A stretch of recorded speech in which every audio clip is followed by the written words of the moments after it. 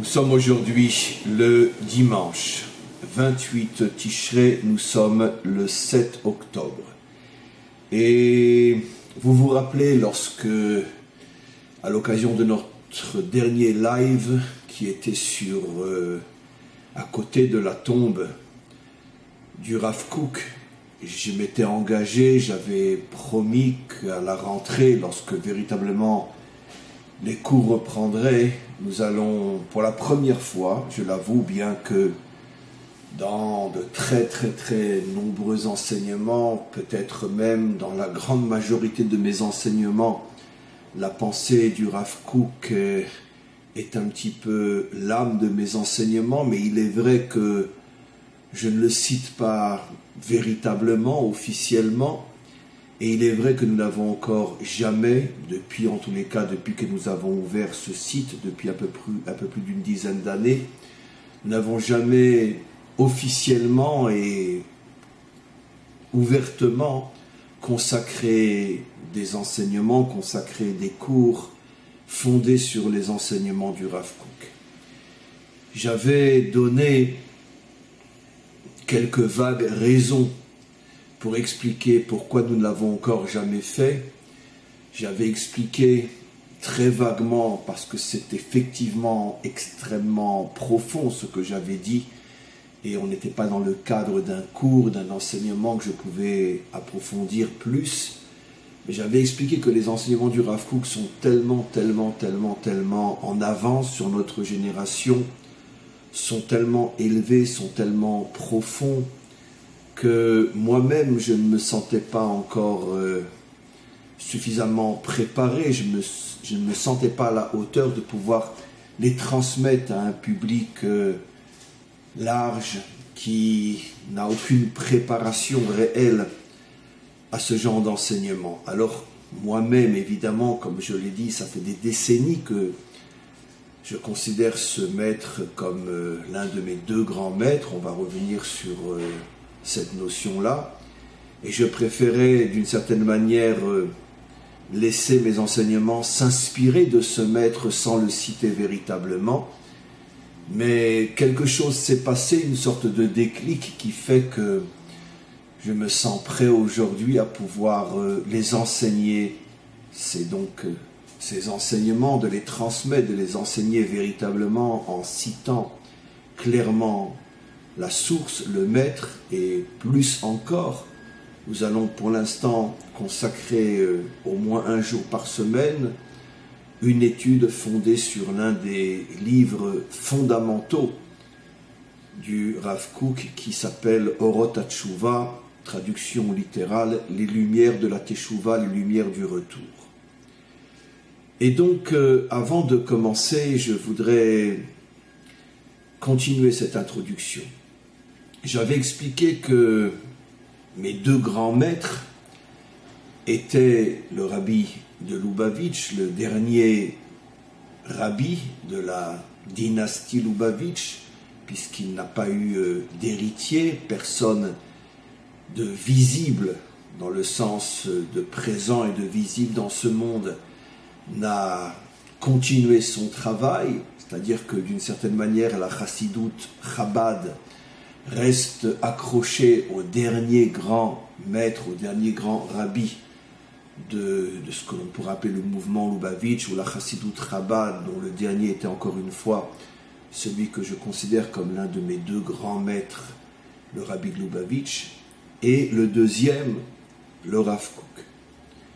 Pourquoi ces deux maîtres? Parce qu'ils ont en commun qu'ils ont consacré, je pourrais dire, pratiquement 100% de leur travail sur terre, de leur travail spirituel, à préparer les dernières générations dont nous faisons partie, de les préparer à la délivrance finale. Bien évidemment, à leur époque, et avant et aujourd'hui encore, il y a toujours eu de très grands maîtres et personne n'a le droit d'essayer de mesurer qui est le plus grand. Je ne fais pas partie de ceux qui osent dire avec orgueil et impudence que sous prétexte qu'ils sont accrochés à un maître en particulier, alors ce maître est forcément le plus grand de tous. Je suis très très très loin de ce genre d'approche qui est fausse, qui est orgueilleuse. C'est pas parce que tu es accroché à un maître et qu'il nourrit toute ta pensée, toutes tes actions sur terre, qu'il est forcément le plus grand. C'est celui qui te correspond, un point c'est tout.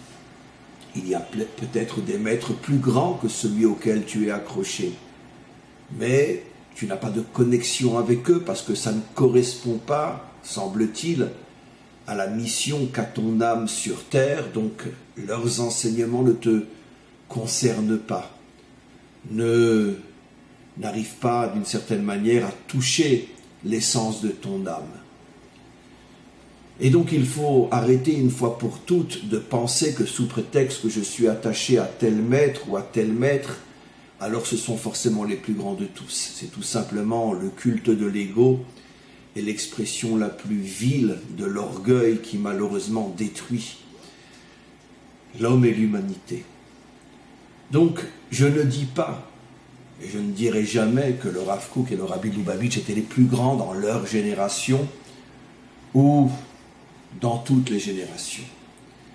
Mais par contre, ce qui les diffère de pratiquement tous les maîtres de leur génération et jusqu'à aujourd'hui, et même des maîtres des générations précédentes, c'est qu'ils ont consacré, comme je commençais à le dire, ils ont consacré pratiquement 100% de leur vie, de leur service divin, de leur étude, de leurs enseignements, à préparer nos générations à la délivrance finale.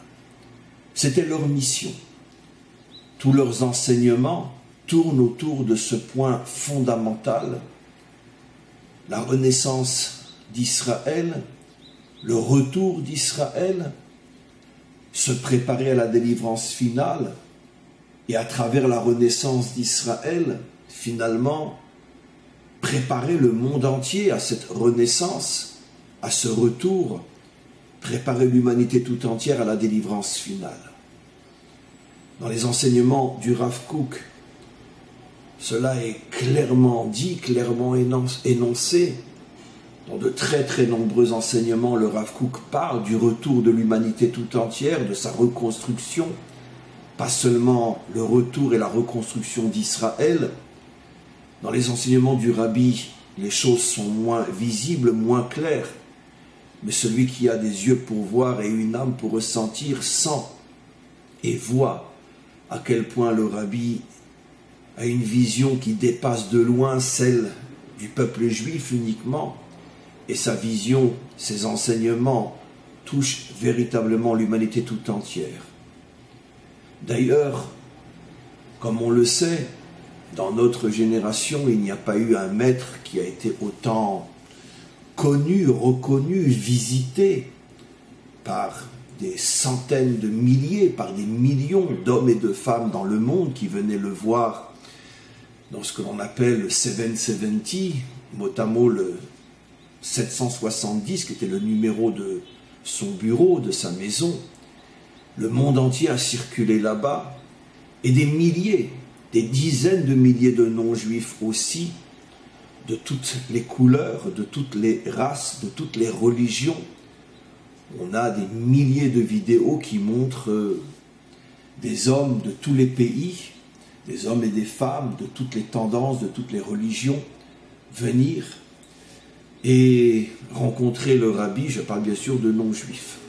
C'est un phénomène unique dans l'histoire de notre peuple, pratiquement unique. Jamais les maîtres d'Israël n'ont mérité une telle reconnaissance, même auprès des non-juifs. Et pas seulement au niveau du peuple, mais aussi au niveau des grands, au niveau des dirigeants et même non-juifs. C'est-à-dire que finalement, les non-juifs aussi ont ressenti dans ce personnage une ouverture qui les concernait eux aussi. Et c'est tout à fait normal, à partir du moment où un homme consacre sa vie à préparer ceux qui l'écoutent et ceux qui le suivent, à les préparer à la délivrance finale, il est clair donc que forcément, nécessairement, ces enseignements concernent autant les non-juifs que les juifs, puisque, encore une fois, la délivrance finale n'est pas quelque chose qui concerne le peuple juif uniquement, mais l'humanité tout entière. À l'époque, bien sûr, du Rav Kook, qui a vécu quelques décennies, qui a surtout enseigné quelques décennies encore avant le rabbi de Lubavitch, bien que ses enseignements, c'est assez paradoxal, étaient plus visiblement adressés aussi à l'humanité tout entière, il a bien sûr été moins connu des nations, tout simplement parce que, au début du XXe siècle, à l'époque où il a enseigné, le peuple juif était encore considéré comme un sujet tabou par les nations, comme quelque chose de méprisable, méprisant et diabolique. Il est évident que le réveil auquel on assiste aujourd'hui à l'intérieur des nations qui reconnaissent par milliers, par dizaines de milliers, par centaines de milliers, par millions déjà la grandeur de la Torah et la grandeur des maîtres d'Israël, ce réveil n'avait pas du tout commencé encore à l'époque du Rav Kook. Et il est évident que pratiquement personne, en tous les cas à l'intérieur du monde non juif, pratiquement personne ne le connaissait. Et puis, bien évidemment, on était encore à l'époque où il n'y avait pas la technologie que nous avons aujourd'hui, Internet, la possibilité de diffuser, de se faire connaître, de se montrer, de se faire écouter partout dans le monde. Chose dont a bénéficié déjà le rabbi, et ne pouvait en aucun cas bénéficier le Rav Kook. Mais quoi qu'il en soit, je reviens maintenant à l'essentiel. Ces deux maîtres se sont consacrés toute leur vie à préparer Israël et l'humanité tout entière à la délivrance finale. C'est sans doute la raison pour laquelle je les ai choisis, ou je préfère dire que le maître du monde m'a fait ressentir que de tous les grands et géants d'Israël, ce sont ces deux maîtres qui allaient inspirer essentiellement mon étude et mes enseignements, parce que comme je pense vous le sentez et vous le ressentez, c'est aussi le choix que j'ai fait dans ma vie, de ne pas parler de la Torah au sens large du terme, mais de me consacrer et de me spécialiser, si j'ose dire, surtout et essentiellement sur la dimension de la Torah qui nous prépare effectivement à la délivrance finale.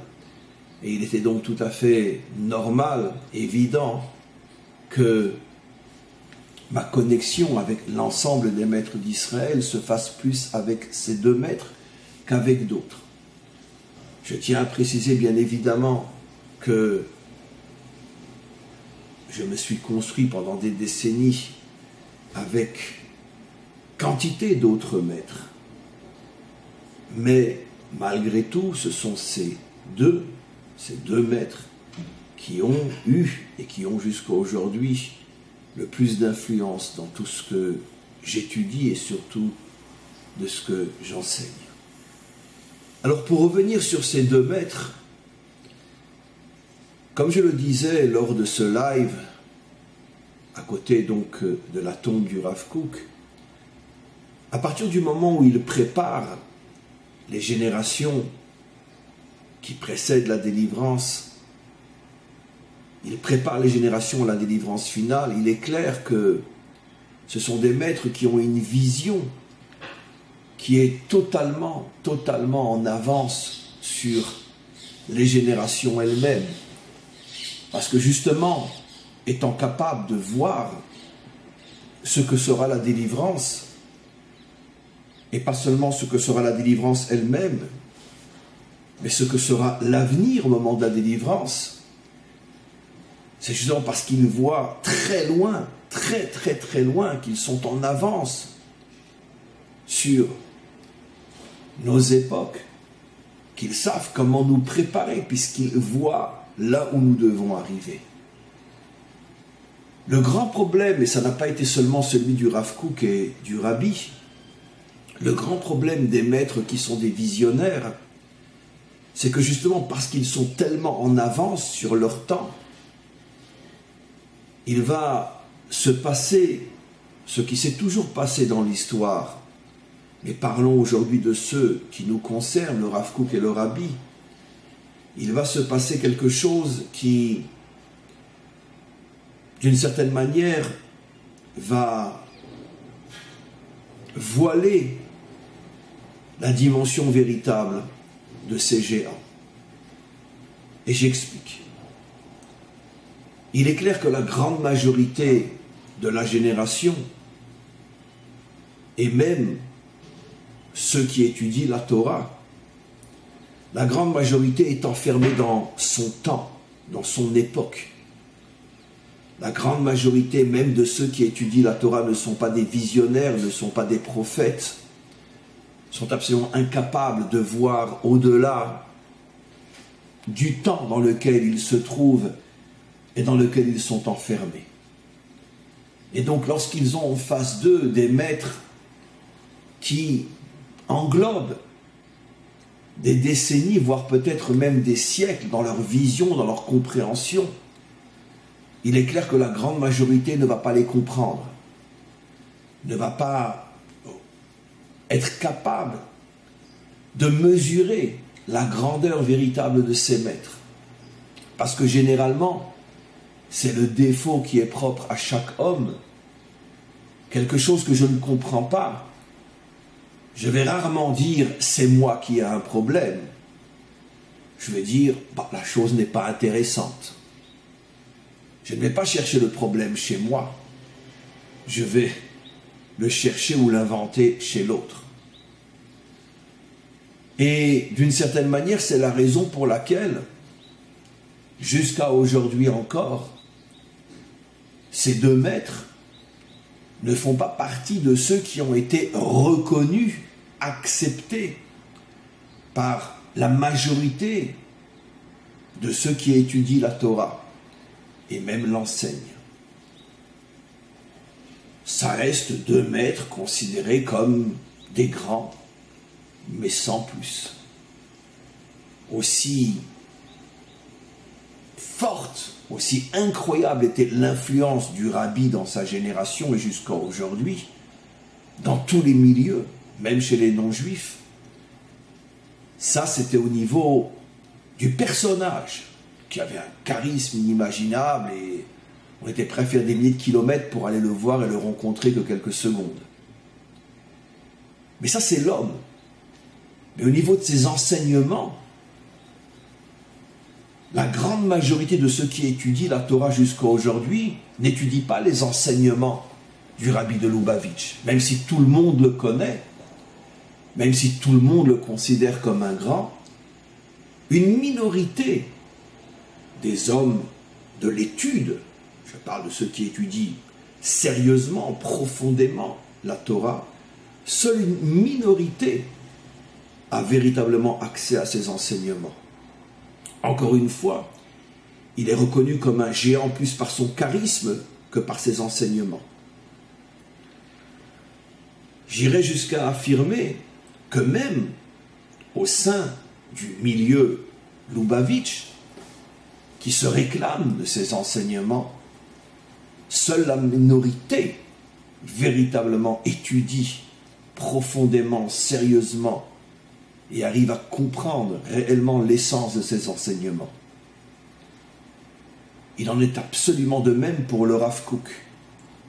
La grande majorité de ceux qui étudient la Torah, depuis qu'il s'est révélé, donc depuis à peu près un siècle, la grande majorité de ceux qui étudient la Torah n'étudient pas ces enseignements. Et même dans l'école ou les écoles qui se réclament de sa pensée, même si ces enseignements sont étudiés, mais la grande majorité étudie les enseignements du Rav Kook d'une manière très superficielle et n'ont absolument aucune possibilité d'atteindre l'essence, la profondeur, la puissance cachée des enseignements de ce maître. Et donc ce qui fait que jusqu'à aujourd'hui, finalement, ces deux maîtres restent des inconnus, très connus dans leur extériorité et très très très méconnus dans leur intériorité. Et jusqu'à aujourd'hui. Encore une fois, c'est normal. Ce que je dis n'est ni une plainte, ni un reproche. C'est normal. Exactement de la même manière que la Torah elle-même. Nos maîtres nous disent que toute la Torah qui a été enseignée, qui a été étudiée et enseignée pendant toutes les générations, depuis le don de la Torah jusqu'au Mashiach lui-même, toute la Torah n'est qu'un souffle devant les dévoilements qui commenceront à être dévoilés avec le Mashiach lui-même. Les enseignements du Mashiach seront tellement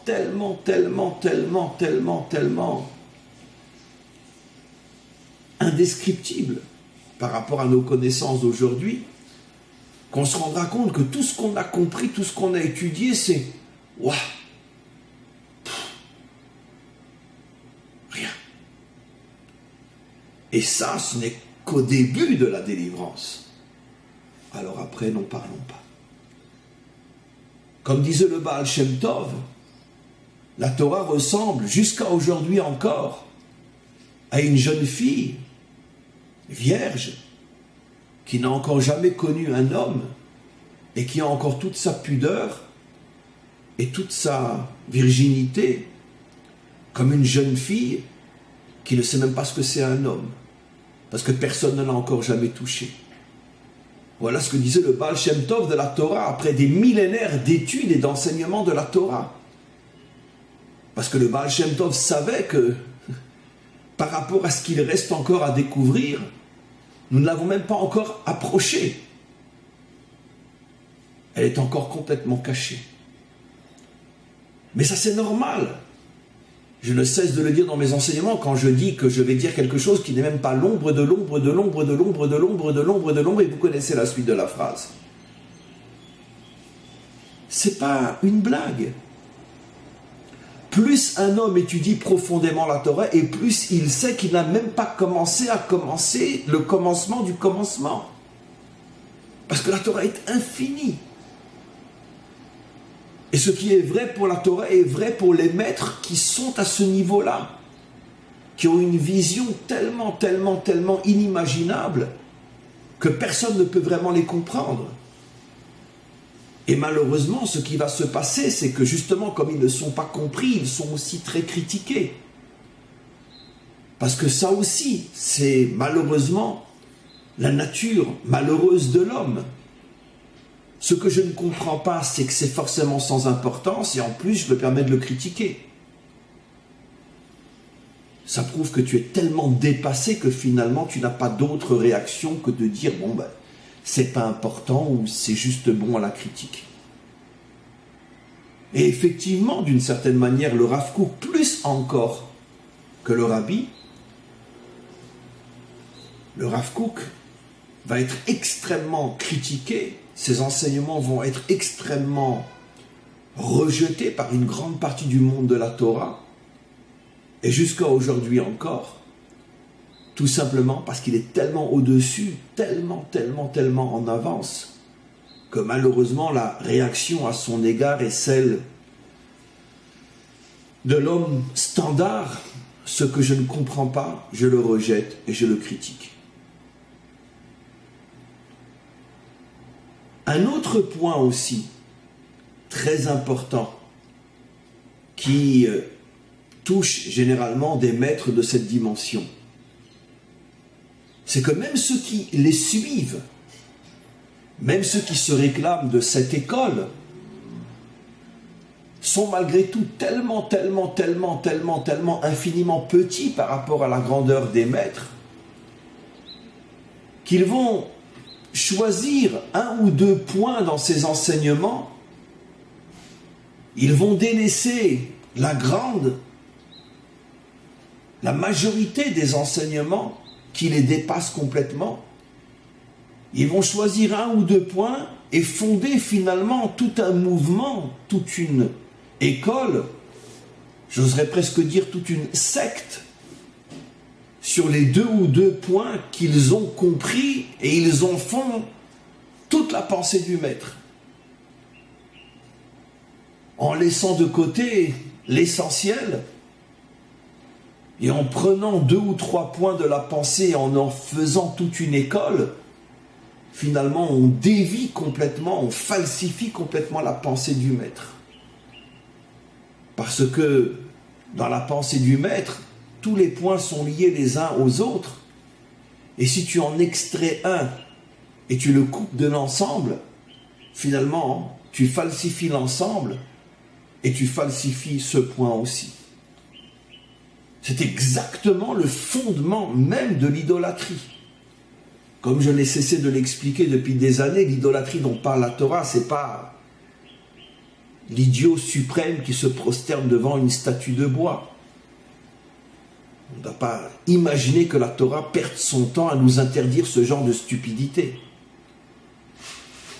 La Torah parle d'un niveau qui est infiniment plus élevé,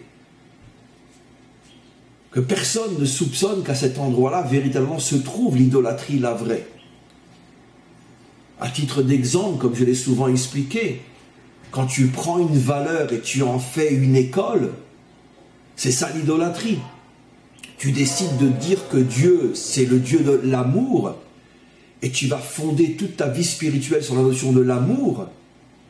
Même si tu n'as qu'un seul Dieu, tu es un véritable idolâtre. Car tu as pris une notion sur laquelle tu as construit une école. Mais Dieu n'est pas qu'amour. Même si tu vas choisir en Dieu la notion de vérité, la notion de justice, mais tu vas fonder toute ta vie spirituelle sur cette notion, tu es un suprême idolâtre. Parce que tu as pris une notion parmi des milliers d'autres qui définissent l'identité divine. Et c'est ça l'idolâtrie. L'idolâtrie, c'est de se concentrer sur un point et d'en faire toute une vision de la vie, de l'existence, donner un sens à la vie à travers ce point ou ces 2 ou 3 points. C'est ça l'idolâtrie. Ça n'a rien à voir avec le fait de dire bonjour à une statue de bois. Évidemment. Donc exactement de la même manière, à partir du moment où une école qui suit un maître ne retient que 1 ou 2 points essentiels et finalement enferme le maître à l'intérieur de ces 2 ou 3 points, ben cette école devient une secte, devient finalement une école idolâtre. Et c'est malheureusement ce que subissent la plupart des grands maîtres qui transcendent complètement leur génération et les générations. Ils ne peuvent pas être compris dans la vision d'ensemble. On ne retient que 1 ou 2 points et on construit des sectes sur terre.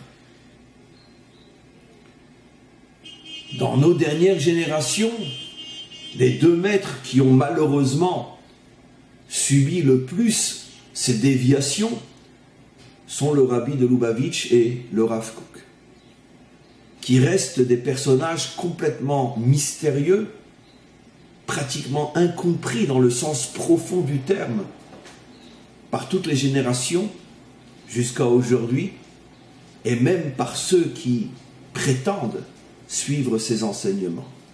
Encore une fois, je ne parle que de l'ensemble. Bien évidemment qu'il y a des milliers d'exceptions à ce que je dis, mais au niveau d'individus, pas au niveau de la masse.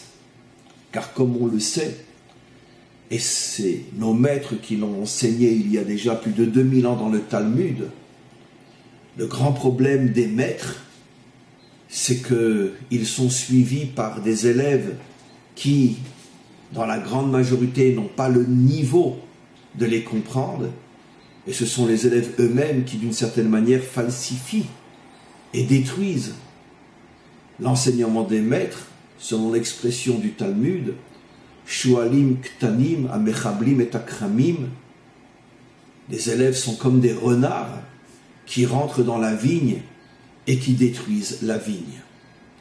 la vigne, ça fait allusion bien sûr aux enseignements des maîtres, et les Shualim Ktanim, les petits renards, sont les élèves qui ne sont pas au niveau de comprendre les maîtres, et qui justement, dans la manière dont eux comprennent le maître et transmettent les enseignements du maître, et surtout dans leur vécu, détruisent finalement toute la pensée du maître. Alors, je pense que l'introduction était suffisante. On va maintenant rentrer dans le livre Orot HaTshuva. On va se rendre compte dès le départ combien les enseignements du Rav Kook sont marginaux, révolutionnaires, à contre-courant, et on rentre dans le texte. Donc encore une fois, c'est une œuvre qui se consacre essentiellement à la Teshuvah, au retour, mais au retour bien sûr pas uniquement dans l'aspect soit gentil, soit pas méchant. On n'est pas au catéchisme, on parle ici de la vision d'un homme qui parle du retour, de la reconstruction du monde, et les choses sont prises à un niveau qui est très très très haut. Alors comme on a l'habitude de le faire, on va lire quelques lignes, et après on expliquera. Je tiens à préciser que vers 9h15, 9h20, je passerai sur le site pour voir s'il y a des questions. S'il y a des questions, bien sûr, n'attendez pas la fin du cours pour les poser à cause du décalage que nous avons entre nous. Et donc commencez à poser vos questions au fur et à mesure qu'elles vous viennent pendant l'exposé. Alors, on est au premier chapitre de Orot HaTshuva, et le titre c'est Tshuva Tiv'it Emunit Sichlit. Le Rav explique qu'il y a 3 niveaux dans la Teshuvah, 3 étapes dans la Teshuvah. La première s'appelle la Teshuvah Tiv'it, ça veut dire mot à mot la nature. Il y a, et ça va être la dimension, l'aspect le plus révolutionnaire de l'approche du Rav Kook, il y a dans la Teshuvah d'abord une dimension Tiv'it, Teva, nature. Ça veut dire que la Teshuvah ne doit pas seulement être spirituelle ou morale. La Teshuvah doit être aussi physique, en prenant en compte la réalité, la nature, les besoins du corps, la santé, le bien-être physique. Ne pas négliger les besoins du corps, ne pas négliger les besoins terrestres. Et cela fait partie intégrante de la Teshuvah, comme on va le voir. Et c'est la première étape sans laquelle il est impossible de continuer et d'arriver à la Teshuvah, la deuxième qu'il appelle Emunit. La Teshuvah, celle que l'on connaît plus, celle à laquelle tout le monde adhère sans passer par la première. La Teshuvah Emunit, c'est-à-dire la Teshuvah, le retour à la foi, le retour à la croyance en Dieu, ce qui implique automatiquement un changement radical dans notre comportement, puisque s'il existe, il a forcément des demandes, et il faut se conformer à ces demandes, à plus forte raison pour nous, juifs, puisqu'on a l'ensemble des commandements, de ce qui nous est interdit de faire, de ce qui nous est demandé de faire. Donc à partir du moment où je reviens à la Emouna, à partir du moment où je reviens à cette croyance en lui, automatiquement ça va impliquer un changement radical dans ma vie. Généralement on connaît cette Teshuvah qui est la deuxième étape d'après le Rav Kook, mais on néglige complètement la première, qui est le retour à une vie saine dans le sens médical du terme, si j'ose dire, ou une vie fondée sur, encore une fois, sur l'hygiène de vie. Et enfin, le troisième niveau, ça on en parlera beaucoup plus tard, la Teshuvah Sichlit, la Teshuvah au niveau du cerveau, comme on le verra, c'est-à-dire une prise de conscience du sens profond de l'existence, qui est le troisième niveau. On continue. Donc, et Teshuvah nu motziim beshlosha ma'arachot. Le texte reprend et se répète. Il y a 3 dimensions fondamentales dans la Teshuvah.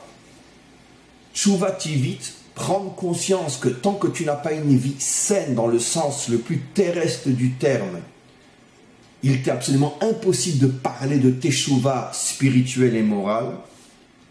Après, on a la teshuva émounite et enfin la teshuva sichlite, la teshuva fondée sur la foi et la teshuva fondée sur la conscience et la sagesse. Beteshuva tivit yesh shne chalakim. Dans la teshuva tivit, il y a deux parties. Donc maintenant, on est dans la première catégorie de la teshuva, le retour à une vie saine, mais ce retour à une vie saine se compose lui-même de deux dimensions.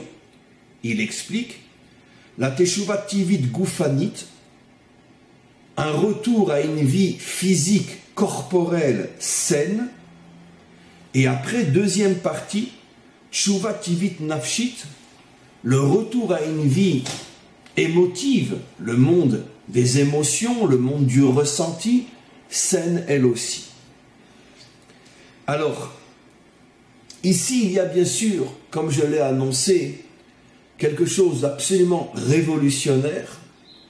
J'avoue que moi-même, qui connais bien sûr ces enseignements depuis des années déjà, lorsque je les ai découverts, il m'a fallu revenir, même demander, j'étais encore jeune à cette époque-là, j'ai même demandé autour de moi à des maîtres qui connaissaient ces enseignements, je leur ai demandé, est-ce que je comprends bien le texte, le Rav parle que le fait d'avoir une vie saine corporelle fait partie intégrante de la teshuva, au point que si je mange mal, si je ne fais pas de sport, si j'ai une vie, je dors mal, je vis mal, je ne peux absolument pas commencer mon retour vers Dieu, ce qui veut dire que si par exemple je suis quelqu'un qui mange mal, si je fume, si je ne fais pas de sport, mais par contre j'accomplis tous les commandements, je crains Dieu, je le sais, etc., j'ai pas commencé à faire teshuva d'après le Rav Kook.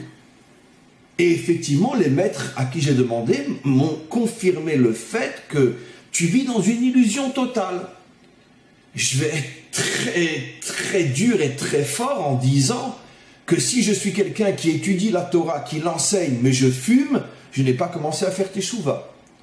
Parce que le fait de fumer porte atteinte à ma santé, et d'après le Rav, tant que tu portes atteinte à ta santé, tant que ton corps n'est pas revenu à une vie saine, tu n'as pas commencé à faire teshuva.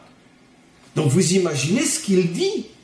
Vous imaginez combien il a pu être critiqué pour un enseignement pareil.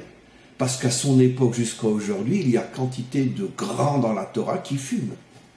Et qui ont des centaines d'élèves, ou quantité de grands dans la Torah qui sont obèses, qui mangent mal, et qui ne font pas de sport. Alors vous comprenez que quand le Rav Kook a dit ça, les gens ont rigolé, on dit, mais attends, mais qu'est-ce que ça a à voir? Mais qu'est-ce que tu mélanges? La teshuva, c'est le retour vers Dieu. Qu'est-ce que le retour vers Dieu a à voir avec... Bon, très bien, je fume, c'est pas bien, mais je crois en Dieu. J'ai 3000 élèves. J'accomplis tous les commandements. Et moi, j'ai pas fait teshuva. Quand le Rav Kook a sorti cet enseignement, au départ, la plupart des maîtres d'Israël lui sont tombés dessus. Surtout que n'oublions pas qu'au début du XXe siècle, les gens ne savaient pas encore que fumer était dangereux pour la santé. Et il y avait quantité de grands maîtres qui fumaient. Toute la connaissance qu'on a aujourd'hui sur l'hygiène alimentaire, comme quoi manger trop de viande ou boire trop d'alcool, c'est mauvais pour la santé, c'était pas encore connu à cette époque-là. Et donc, c'est connu que dans le monde chassidique, par exemple, on a pas mal d'occasions de boire pas mal d'alcool. Les chassidim en Russie, en Pologne, buvaient beaucoup de vodka. On ne savait pas encore tellement à cette époque-là qu'il y a une hygiène alimentaire, que fumer, que boire, que ne pas faire de sport, que de rester assis toute la journée, c'est pas bien, qu'il faut respirer, sortir, marcher, bouger, courir, faire travailler ses muscles. Mais qui faisait attention à ces choses-là? Et tout d'un coup vient un homme, on sait d'où il sort, et qui nous dit, vous savez quoi? Tous ceux qui continuent à avoir une vie qui abîme leur corps n'ont même pas commencé à revenir vers le maître du monde. Vous imaginez qu'il a été jeté à la poubelle quand il a dit un truc pareil. Et jusqu'à aujourd'hui, la grande majorité de ceux qui étudient n'accepteront pas un enseignement pareil. Mais en vérité, sur quoi se fonde cet enseignement? Sur un enseignement quand même je transmets depuis des années et des années. Pas seulement depuis que le site existe, depuis 10 ans, depuis 30 ans et plus. La véritable compréhension de la Torah nous oblige à admettre qu'on ne peut en aucun cas séparer la dimension spirituelle de la dimension matérielle. L'âme du corps, le monde d'en haut du monde d'en bas. Le monde d'en bas, le corps, la matière, font partie intégrante de ce grand tout qui s'appelle la création et sa mission. En ce jour, Dieu sera un et son nom sera un. Une unité parfaite entre le monde spirituel et le monde matériel. Et justement, cette tendance qu'ont la majorité des religieux, dans toute religion confondue, et malheureusement même dans la nôtre, enfin c'est pas une religion qu'à Dieu me plaise, mais justement, parce que justement, en agissant comme ça, tu transformes le judaïsme en religion. De considérer que la tchouva ne concerne que et uniquement que la dimension spirituelle et morale. Je suis un homme moral, je suis un homme spirituel, mais par contre mon corps je le bousille complètement, et que ça n'a aucune importance, parce que la teshuva ne concerne que la dimension spirituelle. Ceux qui vivent comme ça tournent le dos et vivent complètement à côté de la Torah véritable. Et ils ont transformé le judaïsme en religion. Et même si ce sont des grands maîtres du judaïsme. Voilà ce que dit le Rav Kook. Parce que si tu n'es pas sensible au fait que ton corps, lui aussi, doit vivre d'une manière qui est saine, autant que ton âme, si tu comprends que ton âme, en tant que juif, doit se garder de manger du porc, parce qu'il est clair que le porc ne fait pas de mal à la santé physique, car il y a des tas de non-juifs qui mangent du porc et qui vivent jusqu'à 90, 100 ans et plus. Les Chinois sont de grands mangeurs de porc et c'est précisément en Chine qu'on vit le plus longtemps. Donc ça n'a rien à voir avec la dimension physique. Mais par contre, le porc détruit totalement l'âme juive. Donc de la même manière que tu comprends qu'il y a des énergies négatives dans le porc qui détruisent ton âme en tant que juif, accepte aussi qu'il y a des aliments, des graisses, et tous les produits chimiques aujourd'hui, le Coca-Cola ou je ne sais quoi, etc. Excusez-moi d'être si terre à terre. Si tu bois n'importe quoi, tu manges n'importe quoi, et que tu détruis ton corps, il n'y a strictement aucune différence entre détruire son âme et détruire son corps. Pourquoi ton âme serait-elle plus importante que ton corps? De la même manière que ton âme a été créée par le maître du monde, ton corps aussi a été détruit par le maître du monde. Et donc tu n'as pas le droit de manger du porc, tu n'as pas le droit de boire un verre de coca tous les jours. Et moi, je vous dis franchement, ça me rend fou quand je vois que très souvent, sur des produits que l'on sait être 100% chimiques et qui font du mal au corps, et qu'on a besoin d'un tampon de cacheroute pour qu'un juif pratiquant puisse le manger, alors on voit un tampon de super cacheroute sur un produit qui est super chimique. Des fois, je me dis, mais c'est pas possible, mais où en est le judaïsme? Comment tu peux mettre un tampon de cacheroute sur un produit qui tue ton corps? Mais ce qui est sûr, c'est que tu n'es pas un élève du Rav Kook, en tout cas pas un vrai. Parce que sinon, tu aurais compris que c'est une aberration. Tu protèges l'âme, mais tu tues le corps. Comment c'est possible de voir jusqu'à aujourd'hui des rabbanim qui fument et qui sont considérés comme de grands maîtres? Et pendant son cours, il fume une cigarette. Mais c'est inconcevable. Inconcevable. Pourquoi tu détruis ton corps et tu protèges ton âme? Ton corps vaut moins que ton âme. Dieu s'intéresse plus à l'âme qu'au qu'au corps. Alors excuse-moi, si tu penses comme ça, t'es pas un juif, t'es un chrétien. Mais t'es pas un juif. Parce qu'un juif ne peut en aucun cas considérer que le corps est moins important que l'âme. Tu ne fais pas de sport. Tu ne vas pas respirer du bon air de temps en temps. Mais que ça veut dire? Ah, mais ça c'est matériel, ça c'est pour les gens qui ne s'intéressent qu'au corps. Mais non!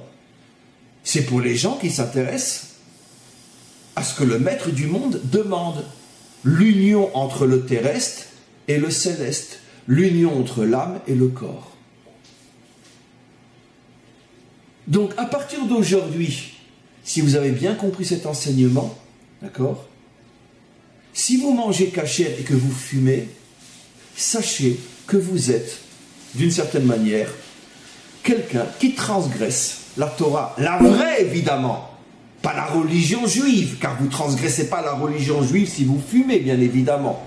Mais vous transgressez la Torah si vous fumez. Parce que vous méprisez votre corps et vous faites attention à votre âme. C'est comme si vous disiez que le corps a été créé par le diable et l'âme a été créée par Dieu. C'est exactement la pensée chrétienne. Vous n'êtes plus juif.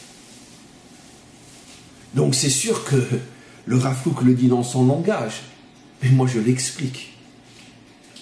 Mais les maîtres qui ont compris le Rav Kook, même dans son langage très pudique à son époque, lui sont tombés dessus quand il a osé dire une chose pareille, parce que je peux vous affirmer que 90% des maîtres d'Israël fumaient à l'époque du Rav Kook, tout simplement parce que on ne savait pas encore que la cigarette était à ce point dangereuse.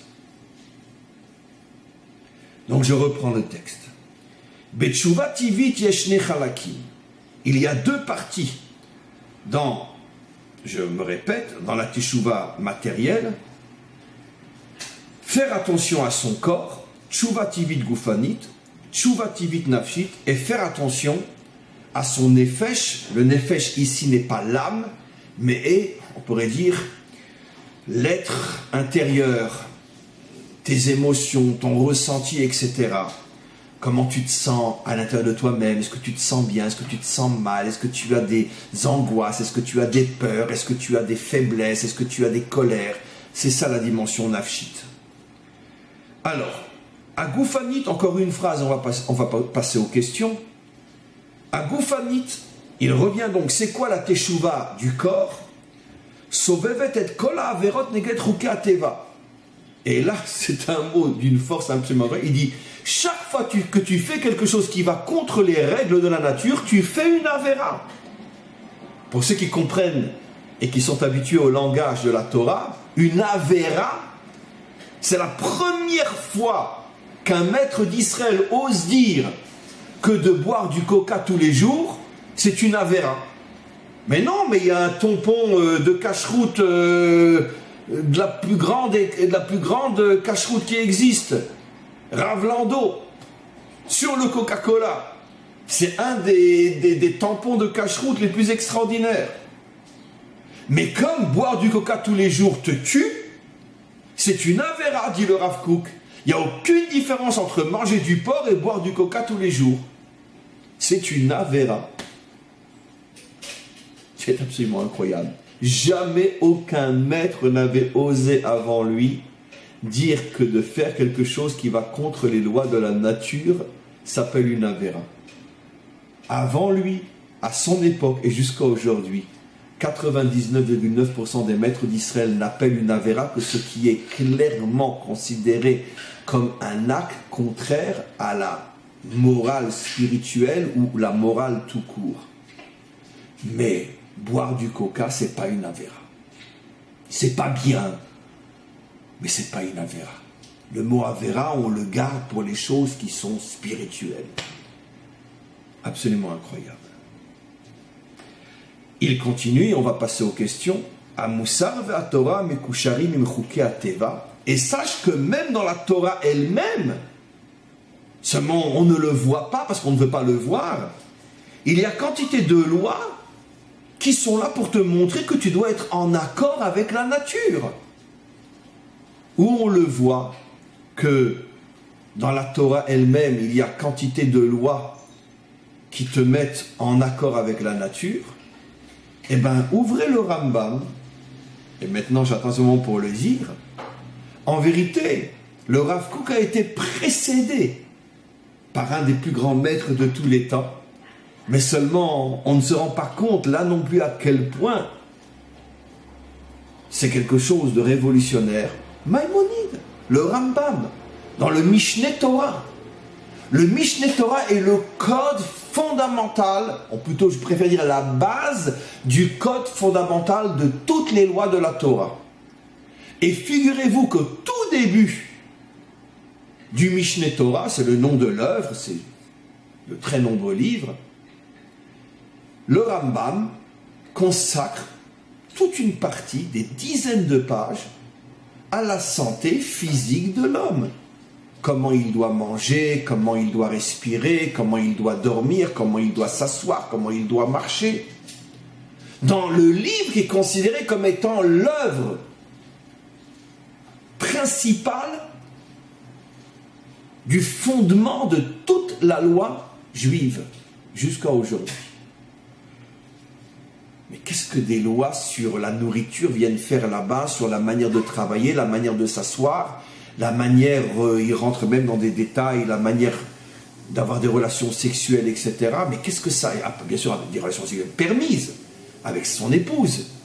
Ce qu'on fait pas, parce que c'est bon pour la santé, c'est pas bon pour la santé, etc. Mais qu'est-ce que ça a à voir dans un livre de loi juive? Ça, c'est bon pour les médecins. D'ailleurs, il était médecin.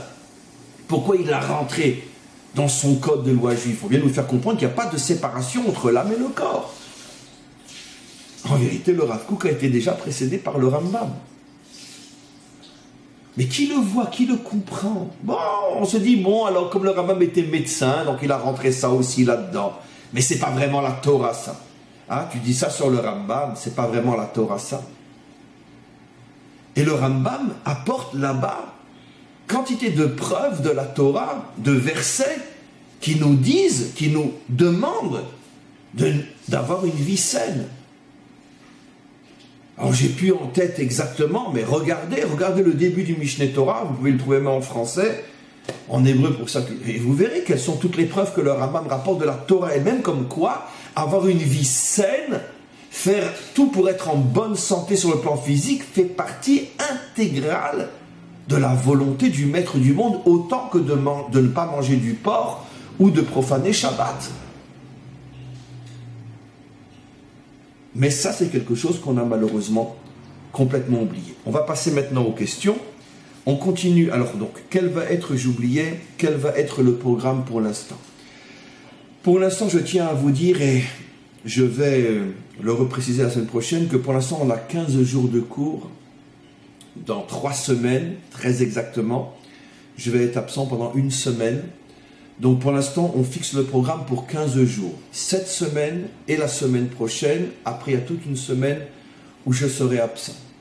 Donc quoi qu'il en soit, pour les 2 semaines à venir, celles qu'on a commencé la semaine prochaine, le programme il est le suivant. On étudie le dimanche et le lundi. Le dimanche, le Rav Kook. Le lundi, un Mahamar de Chassidut, puisque, comme je vous l'ai dit, pour moi, les 2 maîtres sont inséparables. Si on étudie l'un, on doit étudier l'autre. Un Mahamar de Chassidut. Le mardi, très vraisemblablement, on va revenir à une étude sur le Nar, on avait commencé le livre de Ruth, je pense qu'on va le continuer. Et le mercredi, bien évidemment, cours de Paracha. Donc ça, c'est les 4 cours, plus le cours de Sheka 1, qui est un cours de Paracha aussi. Donc 5 cours pour les 2 semaines à venir. Et donc maintenant, je vais passer aux questions. J'espère qu'il y en a. Et s'il n'y en a pas, voilà. André, vous dites aussi qu'un homme qui fume n'est pas un homme. Non, j'ai pas dit que c'est pas vraiment un homme. J'ai dit qu'il n'a pas fait teshuva. C'est-à-dire qu'il ne vit pas, il n'a pas commencé à vivre dans le sens de la volonté réelle du maître du monde, selon la manière dont le Rav Kook explique les choses, et ce qu'il dit, c'est la vérité vraie. Je peux vous dire un secret, j'ai moi-même fumé pendant de nombreuses années, mais j'ai fait teshuva, j'ai arrêté de fumer, hein. il y a de nombreuses années déjà. Mais j'ai fumé moi aussi. Mais j'avais toujours ce sentiment, ce malaise que je suis pas correct. J'ai quelque chose qui va pas en moi. Et parce que j'avais toujours ce mal en moi qui me rongeait de l'intérieur, mais arrête de fumer, c'est ce qui a fait que finalement j'ai arrêté de fumer. Ça veut dire qu'évidemment on ne fait pas teshuva comme ça. Des fois ça prend des années pour faire teshuva. Mais au moins tu as ce malaise en toi qui t'assure qu'un jour tu arriveras. Aujourd'hui, j'essaye d'une certaine manière de manger sainement, je ne bois pas de coca, j'essaye de ne pas trop exagérer sur l'alcool, enfin le Shabbat et les fêtes, etc. J'essaye. Mais ça m'a pris des années. Ça m'a pris des années. Ça veut dire que ma teshuva n'était pas encore réelle, totale, complète. Elle n'avait pas encore vraiment commencé. La teshuva commence réellement à partir du moment où véritablement tu fais attention autant au corps qu'à l'âme. Et si tu fais attention à l'âme uniquement et pas au corps, tu n'as pas commencé à faire tes teshuva. Maintenant, si tu ressens au plus profond de toi-même ce malaise qui fait que tu te dis je suis pas bien, c'est pas correct, c'est pas normal ce que je fais, ce que je suis. Bon, alors comme on le verra beaucoup plus tard dans d'autres enseignements du Rav, que le sentiment de ne pas être, on pourrait dire on dit en hébreu pas être bécédaire, de pas être comme tu devrais être, le sentiment lui-même c'est déjà un début de teshuva, même si tu n'es pas encore vraiment passé à l'action. C'est déjà un début de teshuva. C'est déjà bien. Parce que si tu persistes avec ce sentiment, finalement tu finiras par y arriver totalement et à te débarrasser de cette chose que tu ressens comme étant pas bien. Mais si tu ne vois aucun problème, je bois du coca, je mange de la viande rouge tous les jours, je me bourre de produits chimiques, je fais pas de sport, je fume, mais non, ça c'est mon corps, ça n'a pas d'importance, l'essentiel c'est que je respecte les commandements du bon Dieu, et si tu vis comme ça, mais sache que tu n'as absolument pas commencé à faire tes teshuva. Absolument pas. Au moins ressens un malaise, même si ça va prendre encore des années jusqu'à ce que tu y arrives.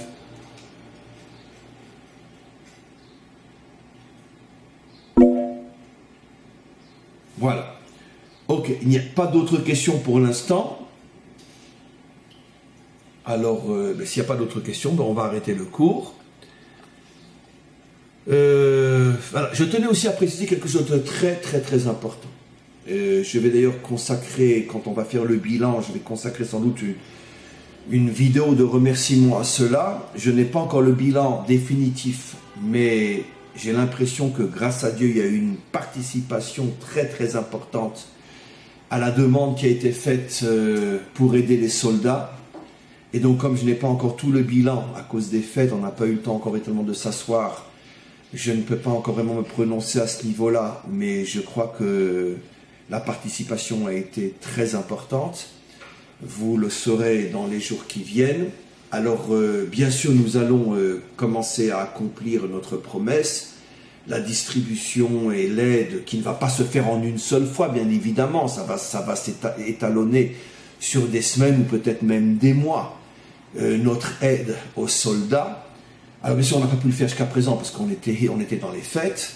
Et puis aussi, il faut que vous compreniez, que vous sachiez que même pour faire du bien aux soldats, rentrer dans un camp militaire, c'est pas une chose évidente, c'est pas une chose facile, ça demande quantité de permissions, il faut s'adresser aux officiers qui doivent demander, ça prend des semaines, c'est pas quelque chose qui est facile, on rentre pas dans un camp militaire, surtout en Israël, comme on rentre dans un café pour prendre une boisson.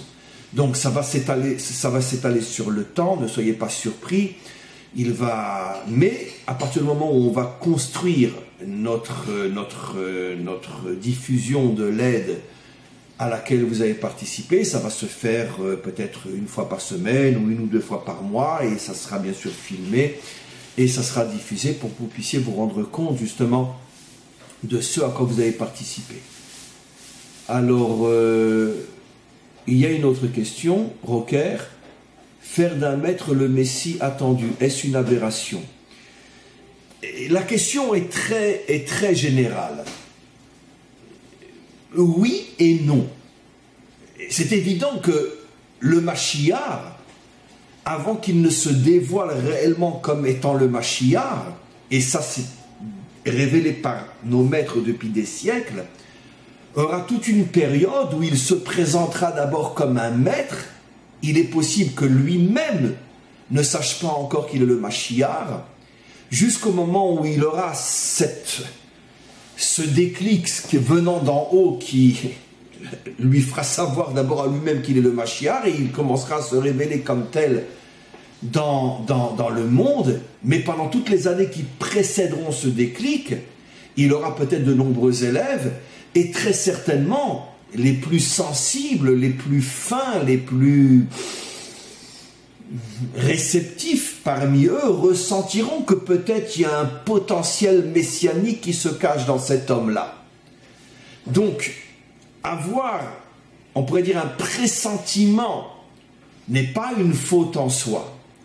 Mais par contre, là où ça devient de l'idolâtrie absolue et une faute grave, c'est quand quelqu'un a fait son temps et qu'on continue à dire qu'il était le Messie, alors que toutes les preuves historiques prouvent le contraire, parce qu'il n'a pas amené la délivrance, et qu'on continue à dire que c'est le Messie, comme ça a été le cas sur Jésus, ou dans notre peuple aussi. De toute façon, Jésus est issu de notre peuple. Je veux dire, de toute façon, les Juifs sont les spécialistes de l'invention des faux Messies. Ça, malheureusement. Et ça, malheureusement.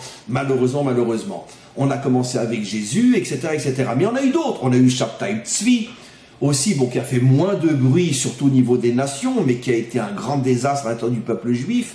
Il a amené avec lui des centaines de milliers de Juifs qui ont cru qu'il était le Messie. Après, il s'est même converti à l'islam et il est mort à Istanbul. Un Messie juif qui se convertit à l'islam, bon bref. Et on en a eu d'autres, on en a eu des plus petits, des plus grands, etc. Mais on en a eu à chaque génération. On a eu Franck, la pensée franquiste, etc.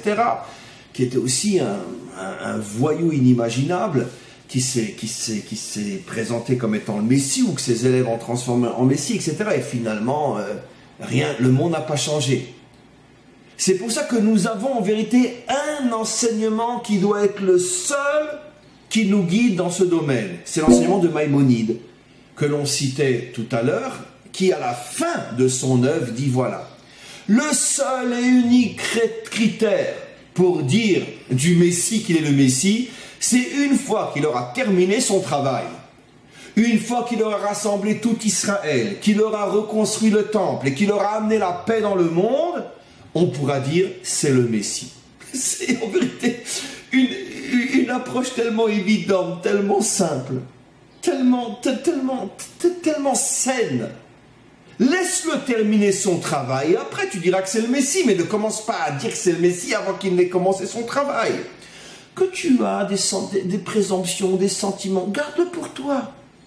Mais le dire, l'affirmer, fonder une école autour d'un homme qui finalement n'a pas réalisé les points essentiels de la délivrance, le retour de tout Israël sur sa terre, la reconstruction du 3e temple et la paix dans le monde, comment tu peux dire que c'est le Messie ? C'est une évidence tellement évidente qu'il faut croire que notre monde est vraiment rempli d'idiots qui disent tout le contraire. Mais quoi qu'il en soit, voilà la réponse à toutes ces questions. On va s'arrêter, il est très très tard. Et à demain, si Dieu veut, avec un Mahamar de Chassidut. Et à tous et à toutes, une très très bonne journée.